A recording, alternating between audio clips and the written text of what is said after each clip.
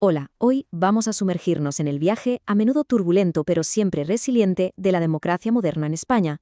Un recorrido que nos lleva desde 1982 hasta 2018, un periodo lleno de crisis, de cambios profundos y sobre todo de una increíble capacidad de supervivencia. Y esa es, en el fondo, la gran pregunta que va a guiar este análisis.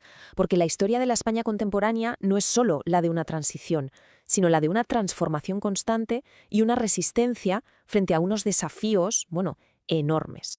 Venga, vamos a meternos en materia. Como vemos aquí, todo el relato se puede organizar alrededor de 4 grandes etapas de gobierno. Y lo que salta a la vista es esa clara alternancia entre el Partido Socialista y el Partido Popular, un ciclo que, la verdad, definió la política española durante más de 3 décadas. Empezamos en 1982, un año que, sin duda, es un antes y un después para la joven democracia española. Es el momento en que el Partido Socialista llega al poder por primera vez desde la República.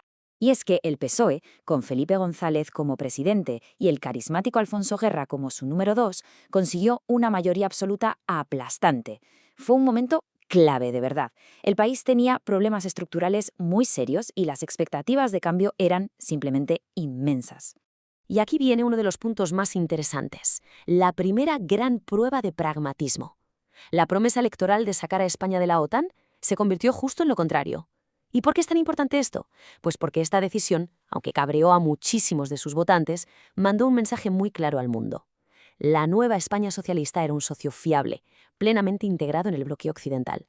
Un giro de guión en toda regla. Llega 1985, un auténtico hito. España, junto con Portugal, ingresa por fin en la Comunidad Económica Europea, la CEE. Esto significó el fin definitivo de décadas y décadas de aislamiento internacional. Pero claro, 14 años en el poder, pues al final pasan factura. Y lo que fue crucial aquí fue una serie de escándalos de corrupción y de polémicas que fueron minando la popularidad de los socialistas. Hablamos del caso Guerra, del caso Roldán, de la financiación ilegal con el caso Filesa, del terrorismo de Estado de los GAL contra ETA o incluso de escuchas ilegales del CSIC, el Servicio de Inteligencia, que afectaron hasta al propio rey.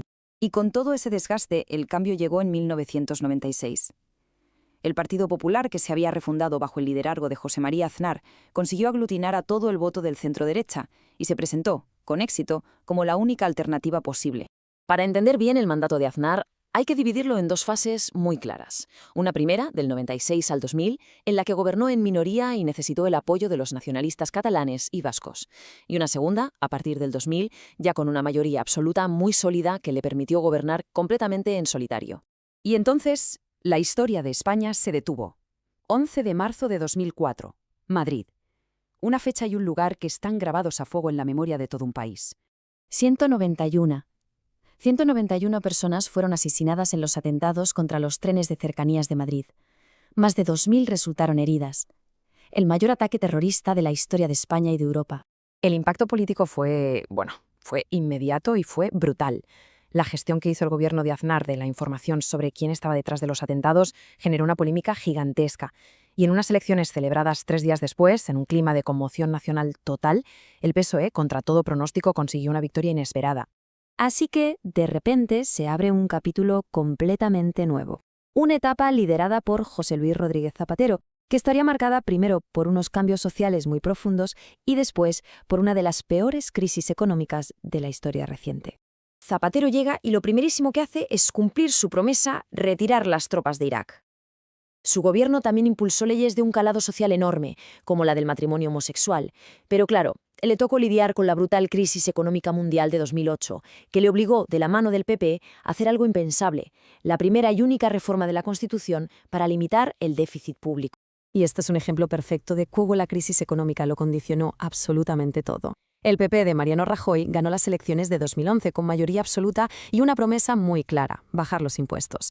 Pero la realidad económica que se encontró le obligó a hacer justo lo contrario, una subida de impuestos masiva y unos recortes sociales durísimos. Y la historia de alguna manera vuelve a repetirse. Como les pasó a los socialistas, los escándalos de corrupción acabaron siendo una losa para el Partido Popular. Una sentencia judicial por un caso de financiación ilegal fue la gota que colmó el vaso y provocó una moción de censura que sacó a Rajoy del poder en 2018. Pero ojo, para entender de verdad todo este periodo, es imprescindible pararse a analizar un factor que lo atravesó absolutamente todo: el terrorismo. Una amenaza constante, con diferentes caras, que golpeó a la sociedad española durante décadas. Porque no hablamos de un solo tipo de terrorismo, ni mucho menos. Durante estos años, España se enfrentó a varias organizaciones. La más conocida y sangrienta fue ETA, claro. Pero también actuaron grupos de extrema izquierda como los Grapo o independentistas como Terra Lliure en Cataluña. Y, por supuesto, en la etapa final, el terrorismo de corte yihadista. La estrategia de ETA, además, no fue siempre la misma, fue cambiando. Pasó de atentar contra militares y policías a cometer masacres indiscriminadas contra civiles, como la del centro comercial Hipercor. A partir del 96 puso en el punto de mira a los políticos. Y el secuestro y asesinato del joven concejal Miguel Ángel Blanco en 1997, eso supuso un punto de inflexión. Provocó una movilización social como nunca se había visto. El terrorismo yihadista, por su parte, golpeó con una fuerza descomunal en dos momentos clave. El 11M en Madrid, en 2004, con esas 191 víctimas mortales, y los atentados de Barcelona y Cambrils en 2017, con 16 fallecidos. Dos ataques que dejaron claro que esta amenaza global estaba muy presente en suelo español. Los expertos, de hecho, empezaron a hablar de un concepto nuevo para describir esto, la amenaza híbrida. Ya no se trataba solo de células organizadas que venían de fuera, sino de una combinación de ataques violentos con una propaganda potentísima en Internet diseñada para radicalizar y captar a gente desde dentro. En fin, que si echamos la vista atrás, la conclusión es clara. Vemos una democracia que maduró a base de superar crisis económicas, que se consolidó a través de la alternancia en el poder entre dos grandes partidos y que, inevitablemente, tuvo que convivir con la cicatriz imborrable de la violencia terrorista. La etapa que hemos analizado acaba justo en 2018, un momento en el que ese sistema de dos grandes partidos empezaba a romperse en pedazos.